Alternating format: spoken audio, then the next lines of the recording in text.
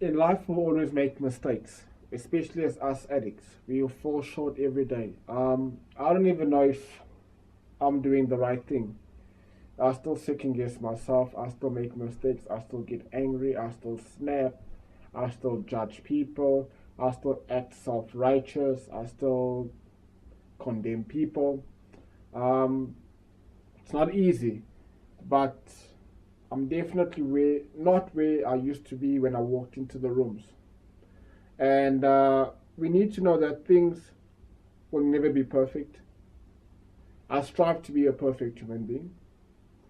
Uh, you strive for progress rather than perfection. But I'd like to get to a point where I know how to handle anger, handle disappointments. I'm not fearful. I'm not vengeful. I'm not controlling. I'm not manipulative. Things like that. Um, but we do make progress every day as recovering addicts.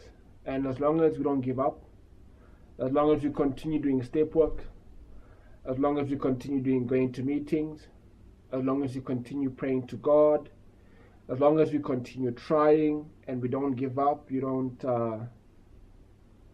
throw in the towel, there is hope.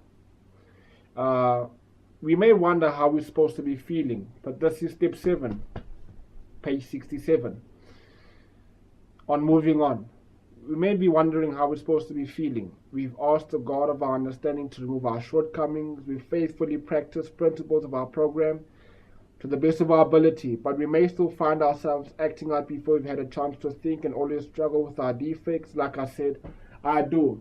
And as much as I work the program to the best of my ability, no matter how much step work I do, no matter how many times I speak to my sponsor, no matter how many times I pray, no matter how many meetings I do, I still act selfishly sometimes. I still become greedy sometimes. I still get angry sometimes. I still throw tantrums and get angry when things don't go my way. But we may still find ourselves, okay, we read that, sure. We're no longer using, and many of the outside circumstances of our lives have probably gotten better. Our relationships are more stable. Perhaps we have changed. Now, in the rooms, I just want to touch on something regarding relationships. Nobody says coming into the room means live like a monk. But we have a verbal tradition, to call it that, where we say for the first year an addict who's not already in a relationship, who's not already married, to stay clean and sober for a year, they must stay single for a year and work a program. Over the years, I don't know about that suggestion. Is it good? Yes, it's good. It works.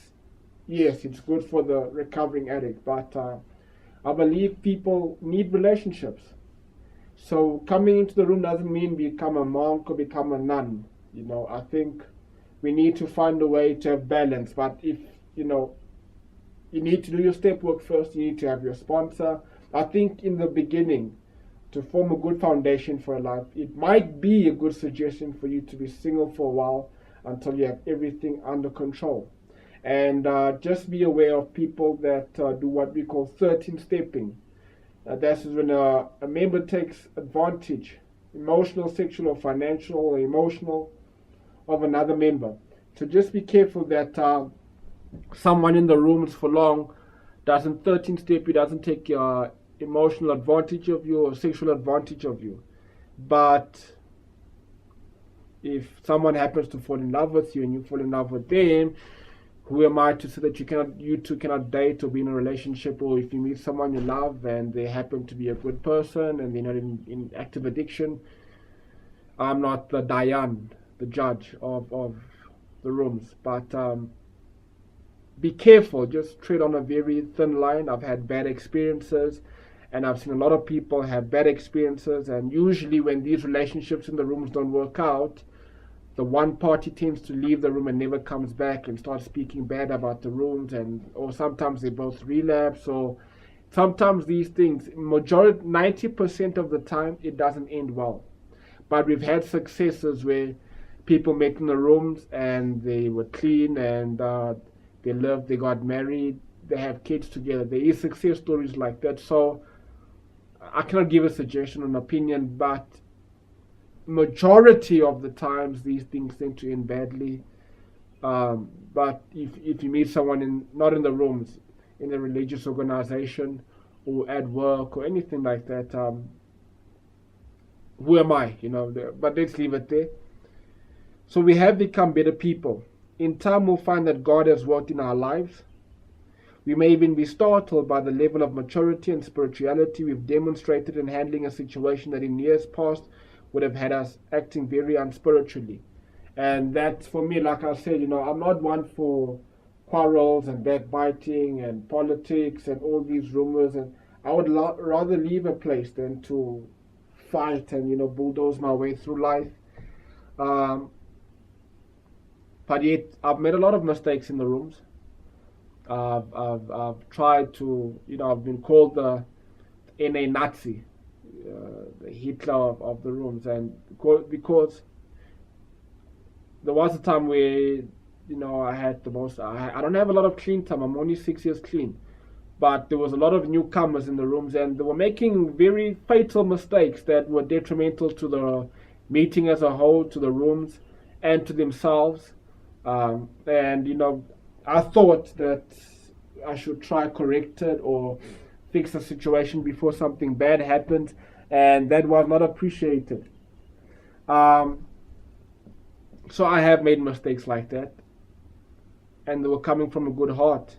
If I see a blind man is walking, he's about to stumble and fall into a hole, I believe as a normal, healthy, spiritual human being, I have the obligation and the responsibility to change his direction, even if I have to force him out of the way, just as long as he doesn't fall into the hole. And I apologize to anybody that I've